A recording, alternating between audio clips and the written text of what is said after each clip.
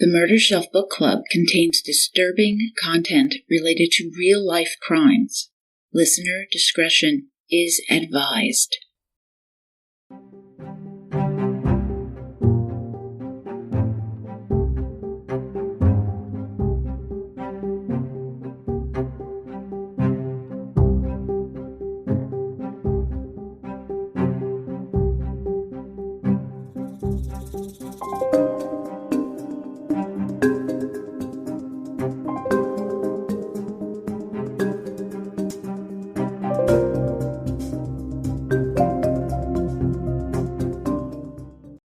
Welcome, Murder Bookies, to a special minicast, episode 45.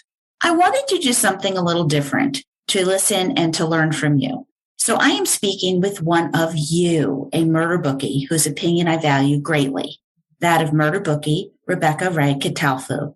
Listening to this podcast from the beginning, Rebecca is incredible, and in our conversation, we got into many issues, some from bone deep, but that's not all. We got into discussing the whys. We like true crime, other cases and books that I've covered. And I hope you'll enjoy a candid conversation with someone that I believe validly represents you. I think we shared some truths, some insights, and have an exchange that is entertaining, if not profound. Whoa, I am setting a high bar there. So sit back and enjoy it as Rebecca and I reflect and share. So Murder Bookie Rebecca Rae Catalfu is joining us today to talk about what she thought of Bone Deep and the murder of Betsy Faria. Oh, I'm so glad you're here with me. Thank you. Thank you so much, Dawn. I'm flattered and so excited. This is the first time I've had the opportunity to meet you in person, even though we corresponded for a while, and love the show. And I was really excited about this book. It had received so much media attention, and there's a lot that's there as far as meat on the bone to get in there and really talk about. So I'm excited to delve in. Well, as we're going to see, usually I do the 3 episodes. This one is 4 episodes. I saw, yes. Yeah, it's just so complicated, and there is so much there. Not wanting to forget about Betsy, and then later Lewis, and these victims, and then how Russ is victimized, and it was just too much. And Shirley, her mom. Yes. Right. You can't believe I'm in the world of true crime, but I was not familiar with this case before I found the book. Oh, wow. I'm like, how did I miss this? Well, I'm such a huge Dateline person. You know, I really do follow that show on TV, and so seeing it there first and then actually getting to do a deeper dive into the actual prosecutorial case and the evidence gathering as such, and then how it's just really coalesced into everything else. Well, the TV show, and then getting Renee Zellweger, who I think nailed the performance. Oh, yeah, she's fantastic. And then having Russ and Joel at CrimeCon, meeting everybody. I was just so honored that they would even sit down with me. You know how many podcasters want to do interviews? Wow, that was just so kind of them. And I'd go so far to say they have become friends. Oh, wow. It's really been nice. That's awesome. Yeah. That is really nice. Yeah. They seem like very, very down to earth and very interesting people. And wow, do they really have a story and an experience to share that not many people have experienced. Yeah. A lot of times in true crime, we don't get the ending. Exactly. We don't know who the murderer is. Right. We don't know where the body is. And here, the ending isn't even the ending. No, it really isn't. So many times I was pinching myself reading this book saying, are we in the upside down right now? How can they not see this? This is so opposite of reality. How are we all the way over on the complete other side of reality right now? In true crime, we want the bad guys caught. So you're eager to find this murderer. Absolutely. The book is written by the defense attorney, so I'm sure it's done in the way it's done. But remember, I hadn't watched the Dateline stuff. I really don't know how I missed it, but I did. And here I'm reading this book, and I'm like, all right, this is from the defense's perspective. Right. And then I'm like, what? What? Right. No, you did rigor mortis, it's 2 to 3 hours.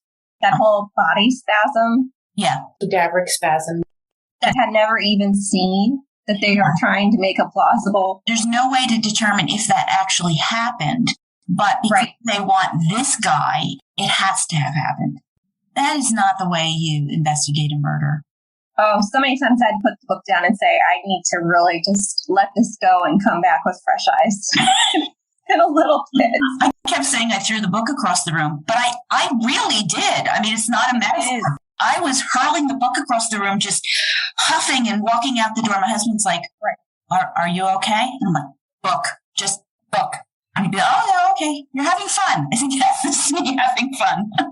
And not to compare, traumas or situations or tragedies, but really, they could have got the right person the first time and Lewis would still be here. Yeah. Not that all of it is sad, but it's especially having just experienced a mild brain trauma injury myself and knowing how vulnerable you feel in your recovery around people you don't know. And this poor man, is it my understanding he was hurt in a car accident? Is that right? Yeah. In 2005, he was in a car accident and was badly injured, as was the other gentleman. And, was really on the level of about a 12-year-old. Right. And he had 2 children. He was then having to live with his mom. You know what is really tragic about this? He was killed on the 16th of August. The next day, he had a job interview. Oh, my gosh. So, as a mom, that happens to one of your kids, and then you're having to take care of him and his kids, and then this happens, you know, cringy feelings. There was a program that works with disabled people, and he had been applying and asking for a job because he wanted to work. He wanted to be productive. He wanted to contribute. Even with the brain damage, Lewis was in there. You want to feel worthwhile and you want to feel valuable and you want to feel like you can help because you don't want people doing everything for you all the time. And that's just the sickening part about it is he thought, oh, this is great. I can make money for my kids. Yeah, his mom said that. Right? She said if he was hearing this, he would want to take care of his family, pay off some bills. And that's why he would probably have been attracted to doing something like that. Right. I have to say, I really do try not to sit in judgment, but here, there were so many people that had to screw up so badly for this to happen this way. Right. It's kind of like the flight of the airplane. You have 7 checks that are done by multiple people.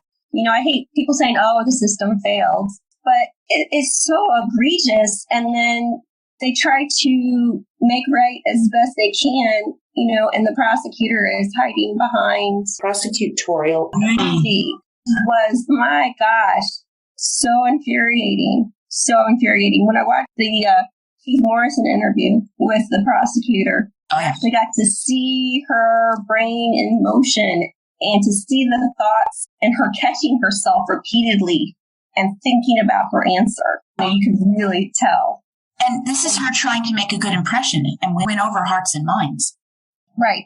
Full disclosure, I don't like her. Leah Askey Cheney, I don't like her. I don't like people who play the victim card. She kept repeatedly saying, it's been so hard for me. It's been so hard for my family. I wish I'd never run for prosecutor. I know. About the people that aren't here that you were supposed to protect. What about the guy who lost his whole family and was in jail for 3 years, She's had a hard time, and I do have empathy.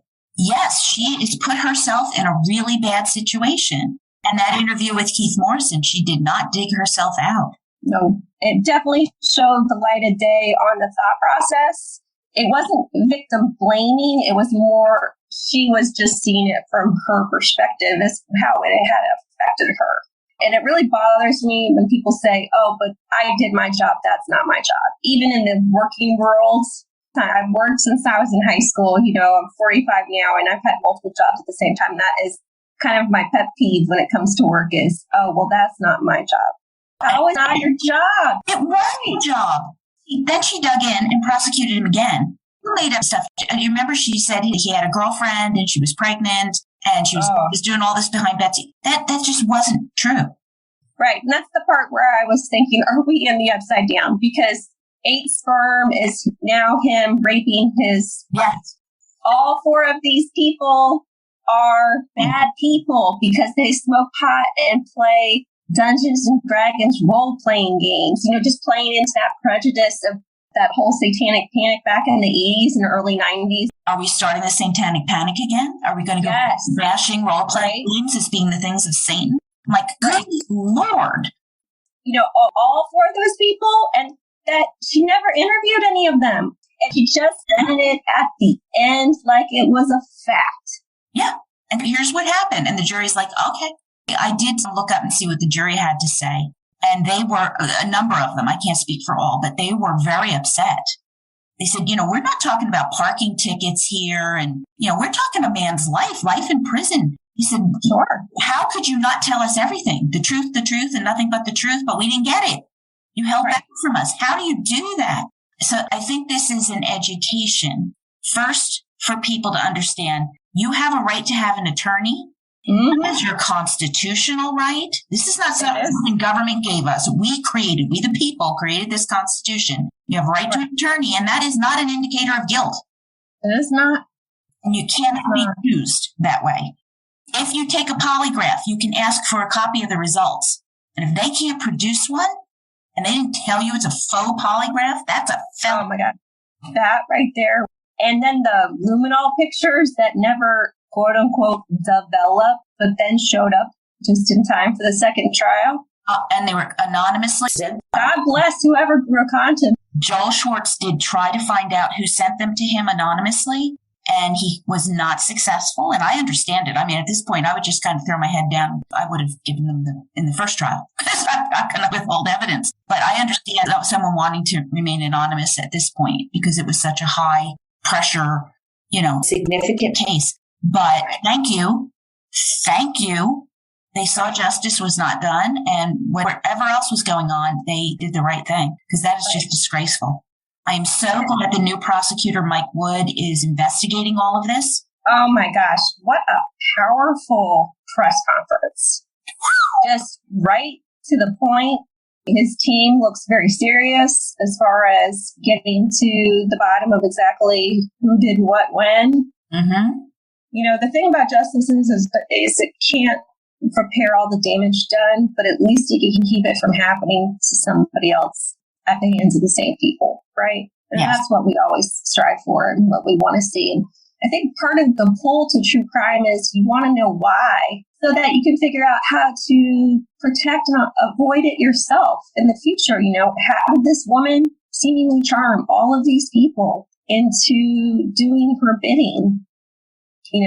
Yeah. She just manipulated everybody. Because let's face it, the statistics do show you in a murder, it is usually, the husband. Sorry, guys, but it's usually the husband or the spouse. Let's put it that way. The closest, the circle. Right, the inner circle. But give me a break. You don't just make up stuff in order to fit your theory. You go where the evidence takes you. Right, the whole confirmation bias. And the sunk cost fallacy. Oh, well, we put so much into it now, we can't turn back. Right, and the groupthink. Right. Do you remember in the Bike Path Killer book? Oh my gosh, what another one. Oh. Right.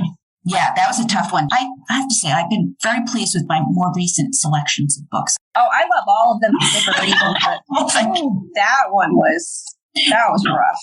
Anthony Capozzi was the guy who was arrested for some of the bike path rapes that he did not commit. It's 20 years later. He set up this task force. They're finding this serial killer rapist, and they realize and connect the dots between these rapes that Capozzi's been in prison for 20 years for. Now they realize wrongfully convicted. Fortunately, they were able to find some DNA, and they could exonerate him. Do you remember what the judge said who sentenced Capozzi? She apologized profusely. She apologized to him. She apologized to the family. She apologized to justice that she had done wrong. She said, I only had the information I had at the time. I wish they'd run the DNA because it would have exonerated him. If you do remember, two of the victims had identified Capozzi, who unfortunately did look somewhat like Altimio Sanchez, the guy who actually did it. Right. And when you're in trauma and the adrenaline's rushing, and we all know, being good murder bookies, that eyewitness testimony, sometimes your eyes deceive you and it's hard. And it's not on purpose. You think you're doing right, but yeah. But here, the judge is falling over herself, apologizing. The police are the ones who went and found the DNA to exonerate him, because to overturn a conviction, you need DNA. So they literally hunted down from 20 years earlier to find if there were rape kits still in existence, if the slides exist. This is law enforcement correcting it. Law enforcement was doing this. Versus here we are in Russ's case, and they're doubling down on this is the guy. And it's like, at some point, isn't there a glimmer there that this went badly and maybe we should just drop it? And it meant we made a mistake. I think that that's, one of those things that you got to own your work and you have to own what you did, and not in a way of, passing the buck and throwing other people under the bus. I mean, she really threw the police under the bus there. And what did it come back to bite her later when they came out and told the truth? The 3 separate people that came out and told the truth that are in law enforcement about her asking them to lie on the stand. That is not going to go well. I mean, you're going to see the part about the destruction of evidence order as well. Thank God they still had that evidence for the bike path killer so that they could make right. Yes. Even though it was 20 some years later. I mean, could you imagine if the evidence order had gone in effect as far as destroying the evidence? Do you remember who signed that order? Captain Mike Merkel's wife. Signed the order for the destruction. Of the evidence. Yep. Now, she didn't have any interest in that outcome there. Not. What does that tell you? And I'm sure it's going to be, I was just doing my job. That was my job. I was supposed to, fill out the paperwork. Yeah, there's something going on in that department, in that office. The nice thing about a task force is it's usually different organizations coming together for a common good and a common goal. Exactly. Right? Yes. And so you don't have that nepotism, the groupthink, the protects and our theory at all costs, or look like idiots on our first murder case. Right. It's fresh eyes, too. They come in and then you have to convince each other of a theory. Well, you're still going to use the evidence to do that. And there's more than one supervisor department, even though there's usually someone running the task force. Right. And you are following the evidence, and you're not following what or who you think did it. I mean, a lot of the smaller mistakes, absolutely, you can chalk up to inexperience. You can really see the whole bias, even in the interviews with Pam, as far as she's acting as though she is quite wealthy, comes from money. You can tell from her demeanor and her body language sitting back in the chair that she's really in charge of the conversation. They defer to her. She's referring to Betsy and her family as Hoosiers, which is a term of, countrified, unintelligent people, creating an us and them sort of feeling. And then as this drug-addicted wife cheater who plays these fantasy games like D&D. Dressed up like Yoda or something while they're doing, killing orcs. That this was the ultimate campaign. They'd all gotten together and concocted this campaign to kill Betsy because it was the ultimate game, and it's just demented. For teenagers, or are we actually prosecuting a case with evidence and facts, Yeah. And what I thought really amazing that here now Russ is exonerated. He's out of jail. And now the attention turns back to Pam. And here she comes up with this convoluted plot that's going to put the attention back on Russ, because now he's tried to murder her with an accomplice that, she was forced to defend herself and fight to the death and shoot this man. And of all the people in the world she runs into, Carol, who is a savvy woman. Let's talk about trust your gut, murder bookie. That's what I said. You were born a murder bookie. Exactly. She really did. People said to her, why did you get in the car? Why did you get in the car? And she said to me, something was going on here. I wanted to see what it was. She needed to get to the bottom of that. Let me tell you who needs a private investigator's license right now. Just said, Carol, you got some natural instincts going here. She really does. I mean, I thought she was just so brave, so incredible. And what a thing for her on her feet to say, I left my keys at home and I need to go back. Yeah. Right. I'm telling you, she's so intelligent, so savvy, and a huge heart. Now, isn't she with Russ now? They're engaged. Wow. I was so proud of them. I mean, I feel like it came full cycle, and this started with him losing his wife and then going through sheer hell. And then you come out the other end of it. He's starting to rebuild his life, and meets this remarkable woman who is grounded. She is not after him for his money. She's just such awesome, fun people. And I'm so glad they found each other in this world. Oh, that's great. They are a freaking awesome couple.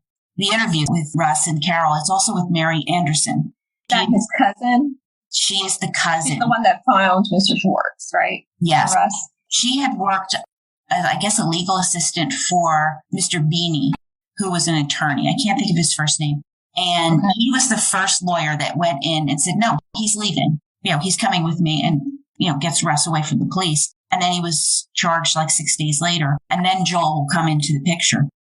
She has some interesting things to say about what she observed. Because, maybe it's just me, but I want to know the story. I want to know the evidence. I want to know how the police and everything worked. But anytime you can get insight into the family, how they were told, what happened there, I think that's important. I think it helps other families reflect too, that this really is a family tragedy. We've got Dateline all over the place and TV shows and all, but this really comes back to this nugget of a family that had to suffer through this. And sharing some of those insights on how things affected them and what happened, I think was really critical. And not just one family. This is spiraled out to include other families. It's Betsy's family.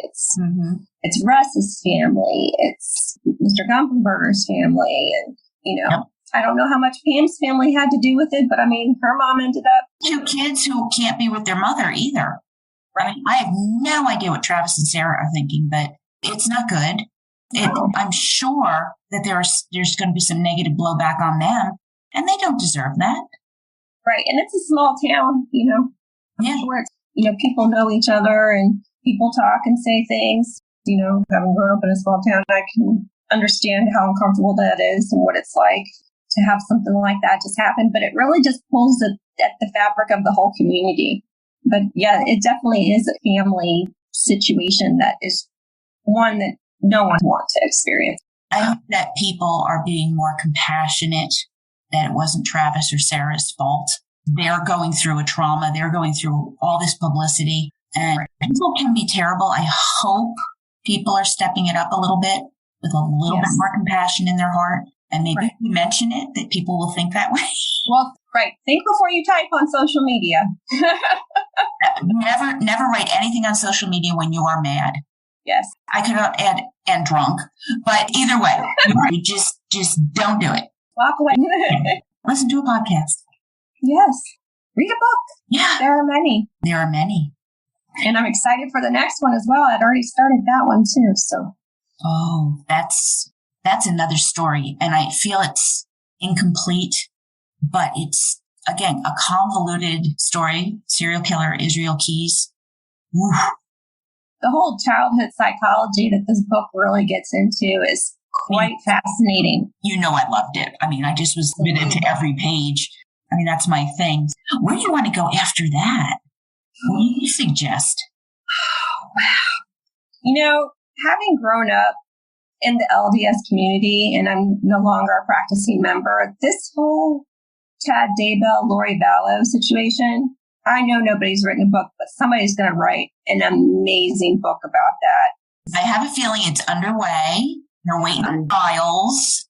Right. The Under Banner of Heaven is kind of in the same vein as it's a great book. I read that a long time ago, but of course they have the mini series now too, but that was really interesting. But I always like when we have a book that has just a story that you really didn't even know that much about until, this book came out about it. Yes. And I have so many that I could think of. It's hard. It really is hard. It's hard. And you've had so many classics. I remember the first one I think I listened to was the Lizzie Borden. Oh my gosh, yeah.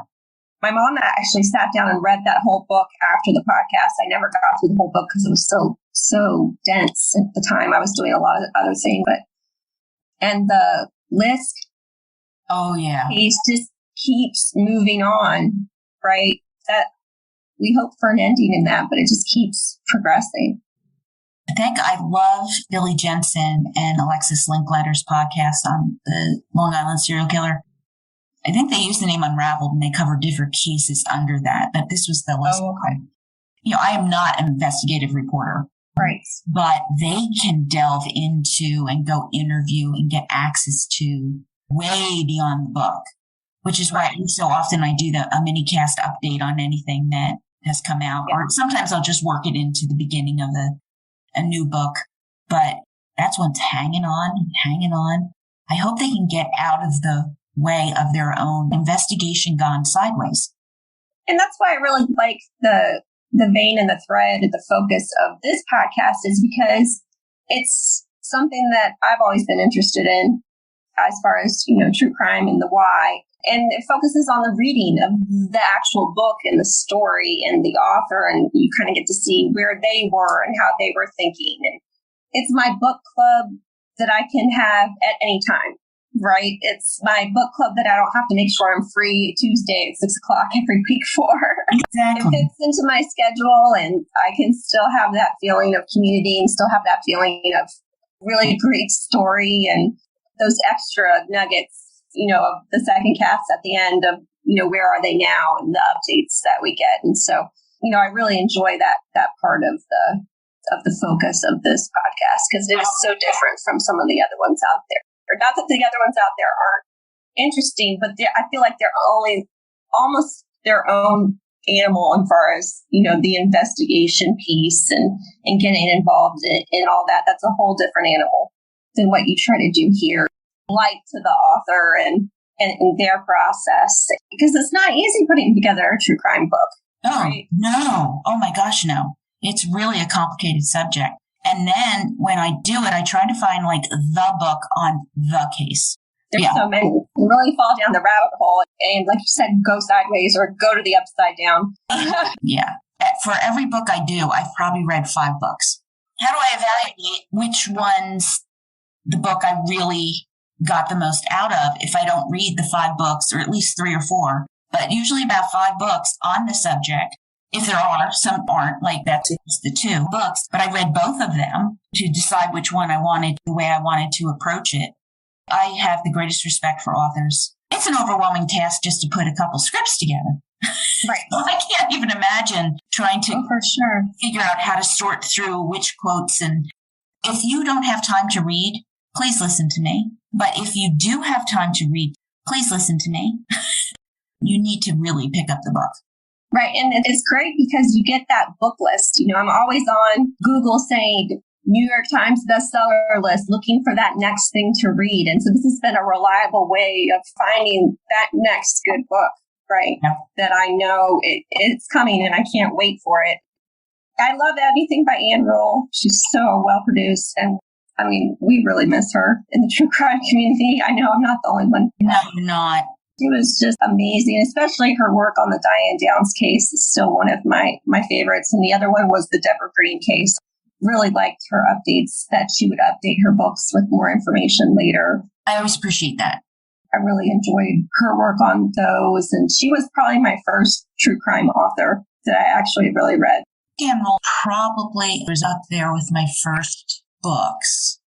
I had always been attracted to these kinds of stories and wanted to know more about them. And I grew up in the era of the serial killers. There was always another one popping up almost weekly. Oh, Son of Sam's running around New York. Just constantly. I can think Ann Rule is probably up there in the top few first books that I started with. Leslie Rule is her daughter and doing some work too. And she's also remarkable. I think it was called Tangled Web. I read that one. That one was very good. My boyfriend always jokes. He's like, I always know, if you're having a hard time because you haven't read 5 books that week, But having had the head injury and not being able to read was really, a struggle for me, just to kind of open the window a little bit and share. As from my head injury, I was actually not able to read for several months, although letters would jumble together. So for someone who really enjoys reading, avid bookworm. That's a deprivation. To have your podcast was such a blessing, because I said, it's Jill. She's there. I'm going to get a yummy treat description. I'm going to hear about some wine I can't have, but God bless, at least, I'm going to get a story. So I thank you for that. You really helped me with my recovery. Oh, gosh, you're so welcome. I'm so glad to hear that. I hope there's other people out there who do the same thing. I was hoping not for a tragic reason, an accident or something, but just being in the car, I'm like, oh, well, Jill's in the car. It'll be okay. I'm riding along with you. That's wonderful to hear. Thank you for saying that. Rebecca, thank you so much for doing this. Thank you, Jill. I hope I was able to bring a little light and some humor. Horrible story. When do you laugh when you're doing true crime? Well, when it happens, that's when you laugh. Right. Live life while you're remembering. Right. Humor just to cope and survive and not to make light of anyone's tragedy or entertainment of anyone's story. I feel like the reason that most of us are interested in these types of stories is the human interest side and the wanting to make sure that things are done right and to avoid getting hurt or anyone we care about getting hurt. Definitely everybody, be kind, listen to your gut, Murder Bookies. Thank you so much. Thank you so much. I really appreciate you, Jill. I hope to see you later. Okay, take care. Well, that concludes this special minicast, episode 45, with Murder Bookie Rebecca Rae Catalfu. I really hope you enjoyed it and maybe came across a new idea or a different perspective, something that you hadn't thought of before. I thoroughly loved every minute and was happy to let you hear from someone besides me for a change. I really want to say thank you to Rebecca for having this conversation, for opening herself up and sharing her ideas. I think it's been stellar. And listen, guys, my daughter's wedding was beautiful. We had perfect weather. It was pure joy. And my happiness for her and my new son-in-law is overflowing. I am utterly exhausted. So as I said last episode, I will be taking a little time off from the podcast to recover and rejuvenate. I'll be back in a few weeks, I promise, and with a gusto and a new episode on my next book, which is, drumroll, American Predator by journalist Maureen Callahan. I do love the serial killer stories that twist and turn. This one is frightening. For 14 years, Israel Keyes was one of the most ambitious and terrifying serial killers in modern history, and he went largely unnoticed, flying under the radar. Described by a prosecutor as a force of pure evil, Keyes was a predator who struck all over the United States, where he buried kill kits, cash, weapons, body disposal tools in remote locations across the country. Terrifyingly, he abducts his victims in broad daylight and kills and disposes of them in mere hours. And then he'd return home to Alaska, resuming life as a quiet, reliable construction worker devoted to his only daughter. Chilling, terrifying story. Thank you for listening. Reach out to me on Instagram, Facebook, Twitter, or shoot me an email at jill@murdershelfbookclub.com. I'd love to hear from you. And follow me or subscribe to my show on Spotify, Apple Podcasts, Google Play, Stitcher, Podbean, anywhere that you might listen to a podcast. Let my episode pop right into your feed. And until next time, Murder Bookies, happy reading. Trust your gut. Source material is always found on my blog.